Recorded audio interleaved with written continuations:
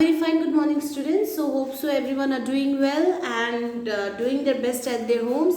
So today I have come with the new topic and one of the most interesting topic in history that is emergence of Mahatma Gandhi ji. Okay, today your topic is emergence of Mahatma Gandhi ji. So on the basis of the last topic, today I am going to start with the next topic, that is emergence of Mahatma Gandhi ji. So Britishers ने एक जगह पे जहाँ पे सब चीज़ introduce कर दिए गए थे, उन्होंने अपना अपना तरीके से रिफॉर्मेशंस लाया था. फॉर एग्जांपल मॉन्टेग्यू चेम्सफोर्ड, उसके बाद क्रिप्स मिशन, ये सब मॉन्टेग्यू चेम्सफोर्ड, ये सब लाने के बाद क्या हुआ था कि दैट टाइम उस टाइम पे क्या हुआ कि थोड़ा सा अगर साल पीछे जाओगे तो सब जगह कहीं ना कहीं कुछ ना कुछ इंसिडेंट हो रहा था. ठीक है, उसमें से कुछ इंसिडेंट्स थे about the related of the workers and peasants. So what happened that everyone know the story of Mahatma Gandhi ji. He was उन्होंने अपने एक केस के लिए he was in South Africa and उस केस के टाइम पे क्या हुआ कि when he saw the condition of the Africa it is totally under the domination of the British, तो उस टाइम पे जिस तरीके से ब्रिटिश लोग कर रहे थे गांधी जी के साथ on the people regarding the discrimination in the racism का मतलब होता है कलर डिस्क्रिमिनेशन जो करते थे, समझ में आया, काला गोरा and all that incident happened. So उसकी वजह से समवेयर गांधी जी ही इंट्रोड्यूस द सत्याग्रह मूवमेंट. ठीक है, सत्याग्रह मूवमेंट उन्होंने इंट्रोड्यूस किया था इन साउथ अफ्रीका. अब क्या हुआ था, the same thing when he came back to India, the incident was the condition of India was most horrible than the Africa. Okay, over there what happened that when he came, few of the incident took place in different places. Okay, that was so among that the first incident was in the year 1917. ठीक है, in the year 1917 में उन्होंने उनका एक तरफ से ये first movement भी था जो इंडिया में आके उन्होंने स्टार्ट किया था. That was satyagraha, that was Champaran सत्याग्रह.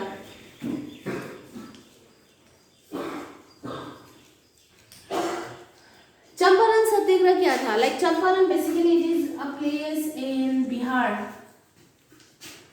ठीक है, अब यहाँ पे प्रॉब्लम क्या था, that why this movement was started. ठीक है, इधर पे प्रॉब्लम ये था पीसेस were totally frustrated and also they were totally much pressurised with the indigo planters.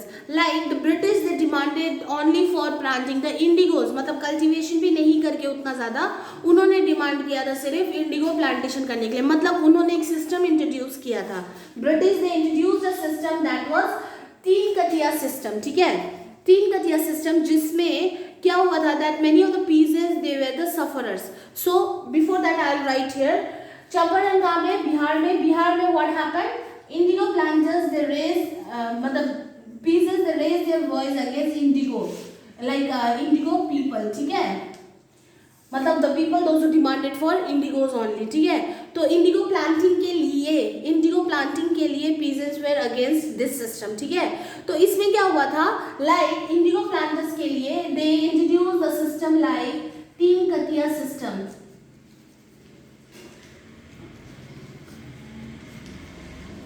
अभी तीन कटिया सिस्टम होता क्या है? तीन कटिया सिस्टम होता है जब 3/20th part of the land 3/20th part of the land एक लैंड है, उसका 3/20th part of the land जब पीसेस को फोर्स किया गया था सिर्फ इंडिगो प्लांटिंग के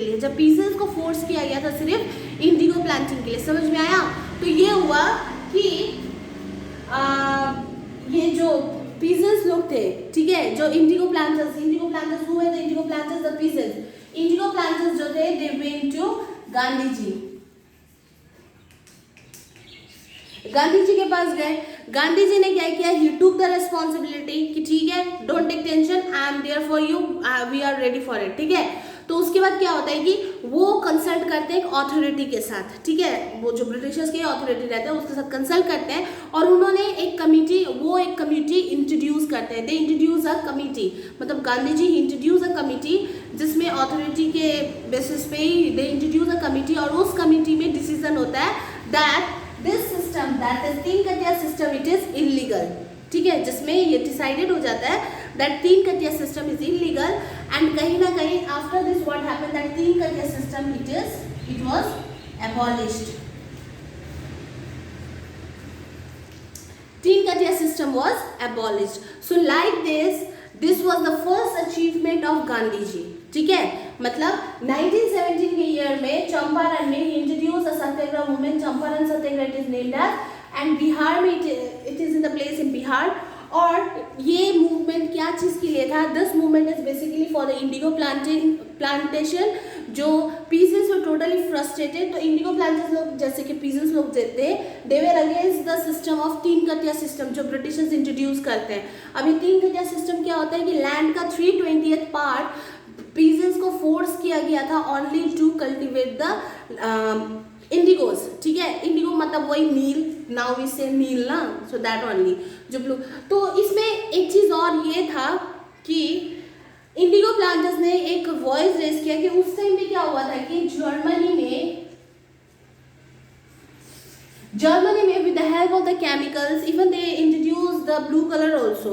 तो ये पीसेस लोग क्या करते हैं कि उन लोग डायरेक्टली ब्रिटिशर्स को बोलते हैं कि जब जर्मनी में चीप रेट में मिल जा रहा है वही colour, then why you are forcing us to cultivate the only the indigos. लेकिन ब्रिटिश इस पे नहीं मानते हैं. सो इसी के लिए इन लोग क्या करते हैं कि they go to Gandhi ji take the responsibility, he go to the authority. वहाँ पे एक कमिटी बैठता है, उस कमिटी में क्या होता है कि ये चीज़ डिक्लेयर हो जाता है दैट तीन कटिया सिस्टम इज इलीगल. क्लियर, तीन कटिया system is illegal. So like this only this was the first achievement of Gandhi ji.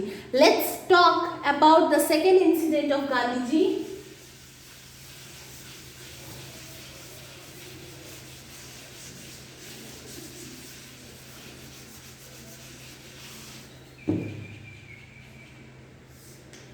The next incident which was happened, it was in the year of 1918.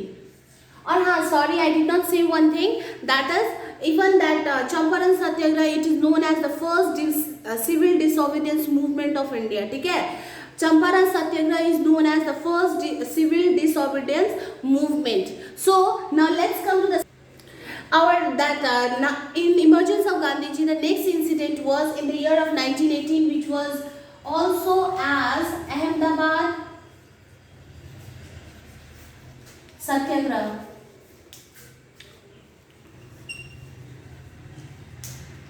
This Satyagraha movement was also known as the first hunger strike. ठीक है, this was also known as the first hunger strike. अब इसका problem क्या था? What was the problem?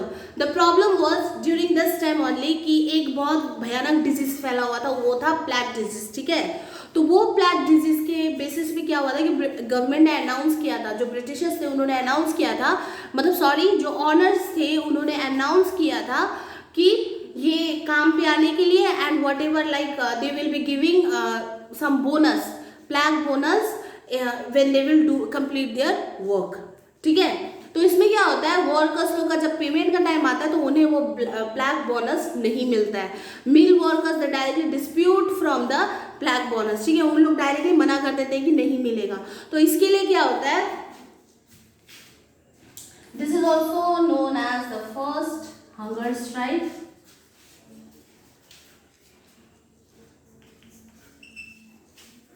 ठीक है, तो इसमें क्या होता है कि जो प्लेग बोनस जो वर्कर्स लोग होते हैं, वर्कर्स लोग क्या करते हैं, अब जाते हैं गांधी जी के पास. ठीक है, they go to the Gandhi ji and Gandhi ji पता है क्या डिसीजन लेते हैं. Gandhi ji like he directly say कि तुम लोगों को वेजेस मिलना चाहिए but at the increment of 35%, मतलब 35% of wages, 35% increase should be there in the wages. ठीक है, तो इसी चीज के लिए क्या होता है कि यही डिमांड लेके दे गो फॉर द स्ट्राइक. ठीक है, they go for the strike. और स्ट्राइक होता है फास्ट अंटिल डेथ. स्ट्राइक क्या होता है, फास्ट अंटिल डेथ. ठीक है, और फाइनली क्या करता है जब इन लोग इस चीज पे when they go for the strike fast until death का मतलब ये है कि एंड तक करेंगे जब तक लाइफ रहेगा. ठीक है, सो क्या होता है कि after seeing all this conditions mill workers they directly finally they accepted it and they pay them the wages. ठीक है, मतलब वो जितने भी इन लोग के डिमांड्स रहते हैं वर्कर्स के वो फुलफिल कर देते हैं. So this was the second achievement of Mahatma Gandhi ji in India. Now let's come to the third achievement that was in the same year. 1918 में ही हुआ था and that incident was named as Kheda Satyagraha.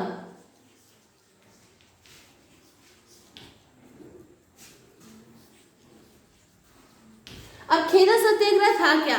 खेदा satyagraha, first of all let me say you that this was the first non cooperation movement in India.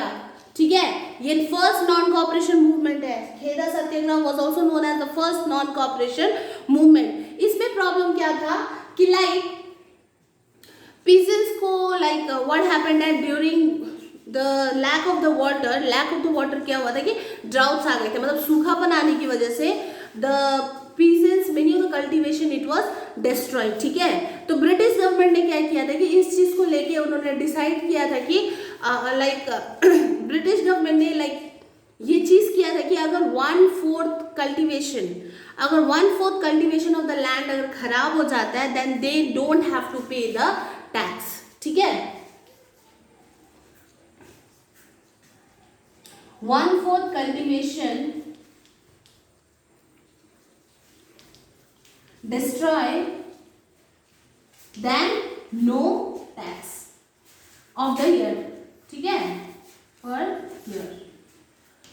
But क्या होता है like British, but then also afterwards what happened that British they just deny and they demand for the tax. ठीक है, British they deny and demand for tax. ठीक है, they deny and they demand for tax. अब इसमें क्या हुआ कि ये जो पीजेंट्स लोग होते हैं उन लोग क्या, ये जो पीजेंट्स लोग होते हैं दे गो टू महात्मा गांधी जी। ठीक है, महात्मा गांधी के पास जाते हैं। महात्मा गांधी जी क्या करते हैं कि he directly announced that all the peasants should be in unity। now they have to stand in a unity and unity में खड़े रह के like they have to stand in unity और unity में stand होके they don't have to pay the tax, no paying of tax। ठीक है, no paying of tax, जिसमें क्या होता है that all the peasants they raise their voice against it कि कल्टीवेशन जब नहीं हो रहा है तो टैक्स कहाँ से पे करेंगे, तो इसी चीज के लिए they don't pay the tax, no paying of the tax. इसमें क्या होता है कि गवर्नमेंट प्रेशराइज हो जाता है। ठीक है, and afterwards what happen that कि गवर्नमेंट ये चीज प्रेशराइज होकर अनाउंस कर देता है, क्योंकि अगर पीजेंट्स काम नहीं करेंगे तो लैंड का कल्टीवेशन कैसे होगा, इट्स नॉट पॉसिबल ना। तो इसीलिए ब्रिटिशर्स क्या करते हैं that if anyone is capable to pay the tax, मतलब if anyone are capable to pay the tax then they can pay, or if they cannot then no need to pay the tax for the year। this was announced। so like this was the third incident which was one of the third achievement of Mahatma Gandhi ji। so like this only Mahatma Gandhi ji he proceeded towards the non violent step, मतलब कि बिना लड़ाई करे भी आप लोग कोई चीज अपना गेन कर सकते हो। this was the main motive what actually he wanted to teach to the people of India। ठीक है, तो इसी चीज के लिए after this only what happened that many of the Indians they come for the support of महात्मा गांधी जी। जब भी महात्मा गांधी जी कुछ भी करते थे all the people used to support him। so like this all things happened under the leadership of Mahatma Gandhi ji। so today's topic was only up to this much। if you have any doubt regarding this topic you can ask me, okay। moreover that like go through all the previous topics, and what you need to do is just go through it, prepare it well, and if possible just make a small clips of the videos and send me, okay। I will also feel good that yes you are understanding it, okay। so thank you।